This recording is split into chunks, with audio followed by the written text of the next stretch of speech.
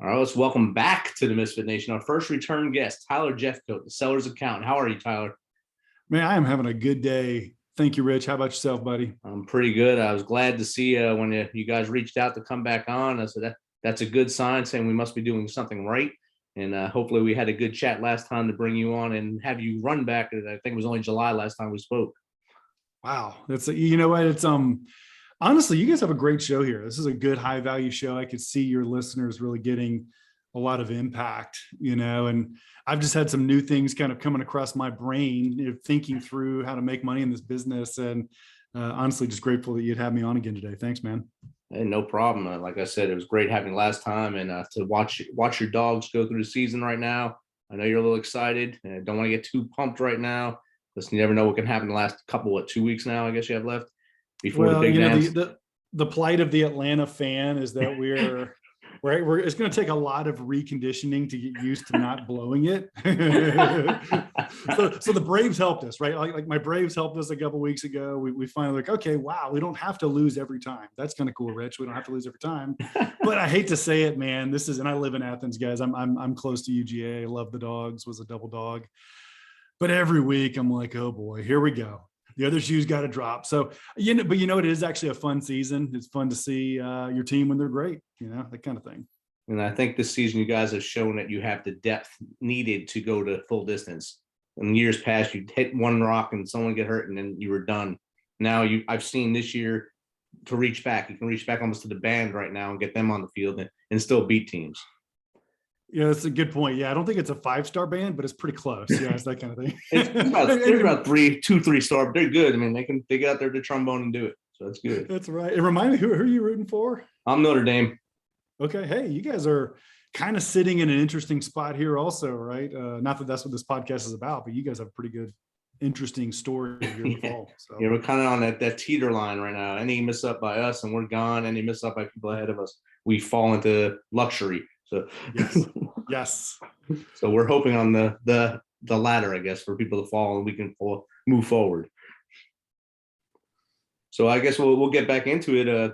You want to speak about how business models inform your actual cash flow as you move forward with your business. Yeah, definitely, Rich. So I had a question from a friend pop up about a month ago, Rich, which was why we reached out to you. And he was asking, here's what he was asking. What's the one metric, the one KPI, the one number I need to keep an eye on to really manage my e-commerce business well? And I was like, wow, what a great question. And so as I chewed on it, what I realized is that in the e-commerce space, which is where I live in this sandbox, right? That's Amazon sellers and e-commerce brands. What you choose to measure and therefore aim for, it all depends on what your product strategy is. So, and remind me, Rich, how many of your listeners are selling products? Is it a pretty good mix of it's some probably of about a 60-40. Okay. So for those of you out there who are selling products, you might be familiar with kind of what's called a traditional arbitrage business, right? The guy goes and scans Nintendos at Walmart and he sells them for a higher price on eBay. That's kind of a traditional arbitrage business. But as soon as you move beyond that arbitrage business, you've got some options in terms of how much you invest in developing your brand. And I'll give you an example. One example is I buy someone else's product and I just put it in my box, slap my label on it and sell it on Amazon. That is a very different business model than I've developed a patented widget that does something super cool that no one else does. And I think that was the main thing I wanted to share with everyone is, and this really doesn't just end in e-commerce, but let me make the e-commerce point and then I'll broaden it. I got to understand how I deliver value to my customers. And so here's what that looks like in summary. If I'm a true direct-to-consumer business, like the one that has the patent and is kind of selling through a website and doesn't need Amazon or eBay to help them, then my job is to understand how to deploy my cash in such a way as to develop the right products, develop the long-term relationships with those customers. Because the nice thing about owning the customer, let's say you can grab email addresses or something like that. The nice thing is that you actually can retarget those customers, right? You can send them an email and sell them something else down the line. That's a great business model. But the way you deploy your cash is going to be different in that model than if I'm just a pure arbitrage seller. All I'm doing is I'm grabbing something off of someone else's shelf and putting my label on it. And so I want to be careful not to get too much in the weeds, because you've kind of mixed audience in your podcast, but just to know that the strategy is different. And here's the punchline: the only metric that matters doesn't change. It's the same regardless of which business model you have. And this is how this broadens out to, Rich, your business or my business. I'm an accountant, I have an accounting firm. And what I'm learning is, and you're learning this from great CEOs like Warren Buffett. You hear that guy, old guy, lots of money, great investor. What has made Warren, he's popped up occasionally, right, Rich? Right. Yeah. What makes Warren Buffett great is that he knows how to take his precious pile of capital, whatever his resources are, and most effectively allocate them to the best projects, to the best acquisitions, to the best investments, to the best products, whatever it is. And so I think the point that I would want to give that kind of broadens out to all business owners out there is, listen, if we had infinite cash, then we should list 1 million products and have 1 million services and have 1 million employees, and there's no limit to what we can do. But that's not reality. In reality, we've got a finite amount of resources: time, energy, money, people, whatever that is. And our job as a CEO, our first and maybe most important job, is to make those high-level strategic decisions about, for instance, to think about e-commerce again. I have 10 different products. Should I continue to list all 10 of them, or should I kill one of them? Right? That kind of question, because guess what? I'm going to run out of cash if I invest in all 10 of them.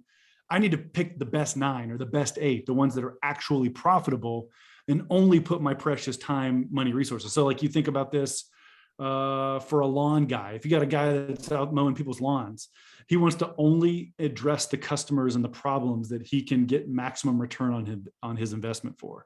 If I'm a real estate investor, I only want to invest my cash or my borrowed money into the properties that I believe are going to give me the biggest return on investment. And so I guess I'm kind of on a soapbox here recently, Rich, as I'm speaking at conferences and stuff. And admittedly, a lot of these conferences are kind of like e-commerce nerd conferences, but I'm on this soapbox, which is you've got to understand what your return on investment is, and you can't do everything. And so you got to focus on the things that are going to make you money. Does that make sense? Yes. You got to choose your aperture correctly when you're creating a business. You may start small, get bigger, and then have to realize you have to go back to an original diagram and how to do it right. And that's what a lot of people don't understand. You can't just keep growing without understanding where your aperture is. Yep. And for me, like just to give a personal example, Seller Accountant is a services business. We sell bookkeeping, right? We're services. I hire people, they do stuff for people, right? That kind of thing. But the problem is when you start a new business, you kind of I'm like, Rich, I'll do your laundry, I'll shine your shoes, I'll mow your lawn, I'll do your grocery shopping, and I'll do your bookkeeping. Just give me money, please. I'll do anything for you, right? But as you grow, you have to realize, oh gosh, I actually have to have a focused, defined offering to my customer. And it is kind of an emotional journey with your very first customers or your very first product that you developed, to have to realize, oh boy, that may not be a winner at scale. There may be some tweaking or dialing in that needs to happen in order for that product to be a business and not just me doing my thing. Have you ever encountered that in your businesses? Not in my business, but I've seen small businesses have to do that. And my friends go through those same hurdles, I like to call them. And either you make it over that hurdle or you fall backwards and try to figure out how to get back off your turtle shell and get back into the fight at that point. Yeah. Well, I think it's a pretty natural, you're right though. I think for small businesses, there's a natural, probably part of the maturation or maturity process to say, my first step is to fight for revenue. Once I find revenue, I've got to actually build a dialed in product that allows me to, hire other people to deliver the service. Or a great example of this, a really good friend of mine right now named Tim makes like custom woodwork. I mean, it's beautiful. It's so nice. He'll make a table. He'll make you a mantle. Just think about how just really high quality wood. And he's in a bit of a crossroads right now, Rich, trying to decide, do I want to just make a $10,000 table? Because I can only do a couple of these a month and I got to make a living and I've got expenses. Or do I want to try to build some kind of a template that I could repeat that is a more scalable business? And he's such a gifted craftsman. He has such an eye for quality that he's really not sure what he wants to do. And either answer could be good. The wrong answer is, I know what I'll do. I'll just charge the $1,000 per unit bill for the $10,000 table. Does that make sense? Yeah, definitely. Anyway, man. Today I tried a local business. A woman started a bagel business here in Clarksville, and we don't have bagels here in the South that much. They're fresh, and I had just come back from New York City this weekend, and I didn't have any up there. So my daughter was pushing. We want bagels, and this thing popped up on my Facebook. I said, I'm gonna try it out. It's a local business.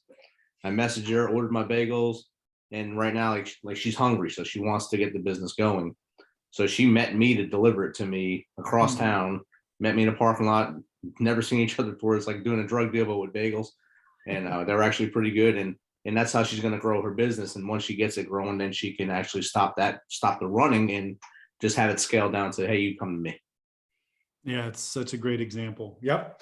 She's shining your shoes. She come to you, whatever you need. Right. She'll cook the bagel in your kitchen. Whatever you need, she'll do it for you right now. But, I guess you got to admire that. That's the hustle, man. That's what you got to have to start that business and get it off the ground. Definitely. Yeah. Well, and I don't want to, again, I want to be careful not to get too technical here. But what are you saying? I just want to ask you, Rich, turn around. By the way, when you host a podcast, because I've been on a bunch of these, it's really rare that the host, like you guys have a lot more value to add than your listeners realize. And you're like really good facilitators. Like, let me ask you this, what are you seeing in your world that's really transforming the way your entrepreneurs are thinking about leadership and mindset and whatnot? I think a lot of it within the last year or so, like everyone's seen the last year or so, the large hiccup was the big elephant in the room, and that's not Alabama. That's COVID that was in the room for the last year and a half. And that caused a lot of people had the dream of the brick and mortar store to go to the e-commerce store, to go to I'm selling outside the front of my house or out of my van in a parking lot. I'm selling these delicious bagels because I got to get something going to have revenue going. So it made people hungrier and more creative in their ability to create a business at that point. And that's what I've been seeing very, very frequently right now. Even in town here, a lot of people went to food trucks during the pandemic. And now they're trying to turn those food trucks, not just into a mobile food, but to have a brick and mortar to go alongside it. Yep. So it's a constant, I guess, evolution of businesses.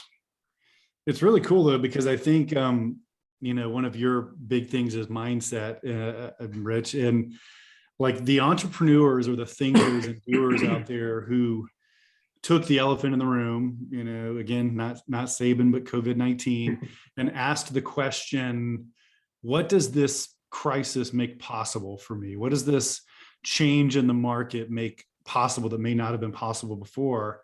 And you're right. A lot of folks were like, okay, wow, it really sucks that the local restaurants are struggling right now, but I could sell bagels out of a van, and this is an opportunity that I might be able to fill a gap. And it's kind of happened the same way with other e-commerce brands where they're like, wow, we're not walking into Walmart quite as much anymore, or Target, or whatever our local shop is. Oh, wow, I wonder if that means I could fulfill this need. Because guess what? It's funny that people that were like, I'm in my late 30s, people that were my age were buying stuff on Amazon anyway. Right. What's changed is that my dad, who's in his 60s, now he's buying stuff on Amazon more than he ever was before. And so the folks that were like, wait a second, the consumer momentum is being accelerated towards e-commerce. That cool idea I had to solve that problem. Like I had a friend that like was really hacked off that his like super fancy Yeti cooler like didn't have an accessory, like the plug or the light or something broke on it. He just invented his own, went and sourced it from China, built him $1 million business, right? He's done a really great job. And so I guess that would be my encouragement to the listeners is if there's something that's bugging you that might be unusually easy to get to market right now because the world is kind of kooky still, man, this might be the right time to go for it and just try to see if you can design a product. Amazon kind of makes it easy if you're looking to launch something from scratch. And I've had some friends that for less than, it's not nothing, but for less than $10,000 in upfront investment, we're able to build a thing, build a brand that's kind of been able to run. And, so anyway, I think that's the big thing for me is when the market shifts and it makes things hard, that's actually great news for entrepreneurs because it creates an opportunity to fix a problem that probably some behemoth company is already solving, but now they can't do it as well anymore, right? Right. And then most times, like the behemoth company will see the smaller company growing and wind up buying their company because we don't want you to overtake us. That's So right. you're making out anyway. In the end, your brand is out there. Now Walmart has bought you out because they don't want that competition. Yeah. Or Amazon says, hey, why don't you come under our umbrella and we'll take care of everything for you. You just keep your face on it. Okay, that's good. Boom. Yeah. Yeah, we're seeing more of that. There's a lot of private equity. So private equity is like fancy speak for people in Wall Street that have money that want to invest it and don't know where to put that money. Right. And there's been a big shift in the last year towards these, like you're kind of saying, almost these like mom and pop kind of brands where, Right. you know, mom and pop might still be $1 million business, but you might be shocked at how quickly you can build $1 million company online, right? I mean, it's like can happen really quickly. And so a lot of this quote unquote really smart money, candidly, not all of it's as smart as they think they are, but they're really flooding in to buy these e-commerce and it's not even just e-commerce brands. Like if you have something else, maybe you have a content business where you're creating content, or maybe you have a fitness program you're delivering on, or something like that that gives you the ability to connect with your clients. The big money guys out there are kind of starting to see value in these different alternative business models. Kind of to what you said earlier, Rich, bricks and mortar, kind of yucky right now. We got to put this money somewhere. Where do we put it? Let's find something creative. And they're just getting more creative in being open buying our kinds of companies, which is great for us. It means they pay more for our businesses, honestly. Yeah, I think it's also helping a lot of even municipalities that were kind of struggling through the pandemic because they weren't doing much with like school buses or maintenance of the school buses. So a lot of these small businesses bought old school buses and made them into food trucks. Yeah. So you keeping it local anyway, and then expanding that local money, that local economy, just by driving street to street, selling whatever your wear is that day. Man, what a great idea. Yeah, I can't imagine how many kind of dead and sitting in the parking lot school buses my county must have here in Georgia. I'm sure it's a bunch. So Yeah, I mean, here we're short 100 drivers, so there's buses that had been sitting for almost a year. It's incredible. Wow.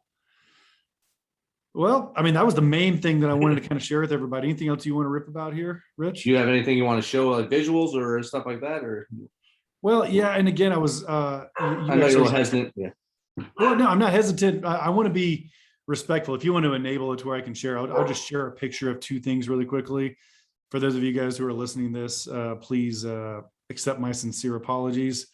I've listened to podcasts before. I'm like, man, that is such a jerk thing to do, to like be the guy that says you got to look at this. But my point is just saying, if you're an e-commerce brand, the more you invest in owning the relationship with your customer, in other words, the further down this little chart you get, the more business valuation you have. So this is the kind of easiest way to look at it, is if I'm having to start a business on the cheap, I don't have a lot of money, then I may need to pick a simpler business model, and it may not have the biggest upside when I try to sell it in 3 years, but that might be okay. I need to build some cash. Maybe when I sell that first business, now I got a pile of money.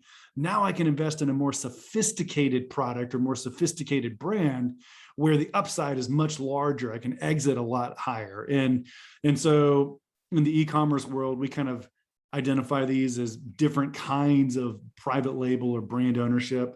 Won't bore you with the details there. The last thing I would show you, again, if you're watching it, go to YouTube, by the way, check out Rich's YouTube channel to see this. Is I just wanted to bring to everyone's attention that you got to manage your profitability. You have to know how much it's actually costing you to deliver your product or your service.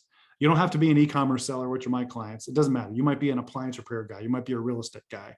Whatever your business is, it's crucial that you take the time to put a name on every dollar in your business so that you can actually answer the question. You know, Rich were to see you out and about and he says, hey, Tyler, how much money did your business make last month? You ought to be able to look at your computer and in 5 minutes, give him an answer. And if you can't, then I just want to challenge you again, as the market gets weird, as things are kind of transitioning, it's the guys and gals who can execute and have their P's and Q's and everything else crossed and dotted and whatnot. Those are the people that are going to win and be successful. And so don't get sloppy on the details, and don't decide to forget about the money, because you got to keep an eye on your money so you can, have a successful company. Definitely. Even looking at that chart, you've seen Brian and Amy both invested the same amount, had the same amount of upscale, and then only one made 100,000 more in the end of it. So one was doing something a little better at the end in the long term for that business to succeed. Yeah, that's right. And for those of you guys who couldn't see it, there was $2 million companies on the chart, but one of them was 50% more profitable, was a lot more profitable than the other one. And again, so this is what's funny, Rich. I don't know if you've ever found this, but you go to like a conference or a trade show, or even hang out with some buddies at a local bar, or whatever it is. Everyone wants to talk about their revenue, right? That's the sexy number. Yes. I did 100,000 in sales last year, or I did 50,000 in sales last month. But that's really BS. Like, that's really what's the thing that I've always heard? It's like, sales is vanity, profit is sanity. Right. Right. And so just make sure as you're running your business that two things. One, profit is way more important than sales. And two, everyone struggles with profit. Like, you probably feel like you're the little guy because you're not having a ton of profit. But guess what? 90% of the businesses out there look a lot like yours, and not like some mega profitable business that you're maybe imagining is out there. So that just means don't give up. Keep trying to tweak your model, keep trying to sharpen it and get better. Outstanding. And how much do you think when someone starts their online business, how much do you think they should have their face on their social media marketing, or should it be their product? Yeah, it's a great question. So the way I would answer that question is, there's two parts to it. One is, if you're going to sell something that's kind of commoditized. I have a friend that sells, you wouldn't believe, an ungodly amount of white paper bags every year. He sources them. They are a commoditized product, but he sells millions of dollars of these white paper bags.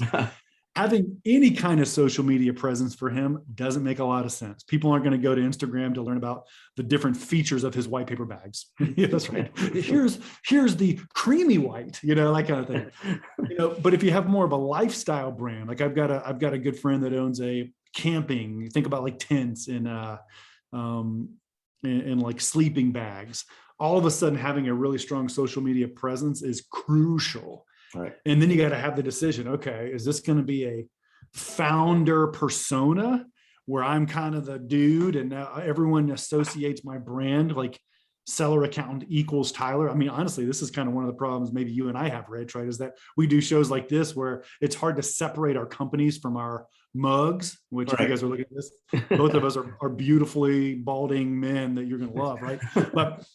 But the most scalable and valuable companies find ways to address their customers without the founder having to be the only persona, right? And so, it's almost like your friend's bagel example a minute ago. It's probably, you start doing it yourself and then try to find ways to pivot away from that as you grow and scale the business. It's outstanding. That's the way I was thinking. That's what I mean. Hear it from a smart person as well. Someone's on the other side of the fence. So that's good. I see a lot on all the social media networks. You get ads based on what I look at during the day, I guess, because your phone tells them what to put on there. Big Brother's always watching. I mean, I walked by a generator on my street. I just looked at it. That's a cool generator. Next thing I know, I had 17 ads for generators on my phone, but none of them had a picture of a dude next to them. It was just had the generator by me on it. So, bro, we have the same thing happen. It's unbelievable how like creepily accurate those algorithms are, where it's like, I didn't even tell my wife that, but I was thinking about that product, and all of a sudden it like pops up in my feed. I'm like, what the hell, man? How did that even happen? So yeah, it's a weird world, man. Even just talking with my buddies at work about a new gun that came out, all of a sudden I'm getting every email for that gun. I was like, wow, how'd that happen? Boy, and then you get the mailer in your inbox, in your mailbox, and you're like, and they're mailing me stuff. Like, this is unbelievable. So you know everything. I know. Yeah, we don't want to think about that too much. We may get a little discouraged there, but yeah. We might get some ads now from both of us of what we just talked about. So. There we go. I love it. Well, buddy, anything else you want to chat about? If you want to promote your website so people can get to you and actually hire you or get more advice from you personally, one-to-one, get it and let us know that. Yeah, I'm more grateful for the opportunity, Rich. So seller accountant, as if I like sell things online, not like a basement, but like I'm a seller, SELLER, selleraccountant.com. You can learn a lot about our services. I think if you're considering getting into some kind of an entrepreneurial venture online, we may be a good resource. We got a lot of free kind of tools and stuff on the website you're welcome to use. If there's anything I can do to serve you, let me know. And yeah, Rich, love getting to chat with you, buddy. Awesome. And again, if you want to come on in the future again, you have another Gee Whiz idea a month out, and you start talking to your buds, you want to come on, just give me a call, give me an email, and we'll get you on here. Love it. Well, by the way, my buddies don't want to talk about this stuff. Like they're like, what are you, like, you nerd? They're like, let's talk about football and have a beer. So like you got to be careful, because I may take you up on that, because I'm the guy in the group that's like, let's talk about return on ad spend, something like that. So, but as things pop up, I'll keep you posted here, buddy. All right. All right. Any industry trends that'll be good to come on to. So good, pal. All right. Awesome. Great having you on, and go Dogs. Go Dogs.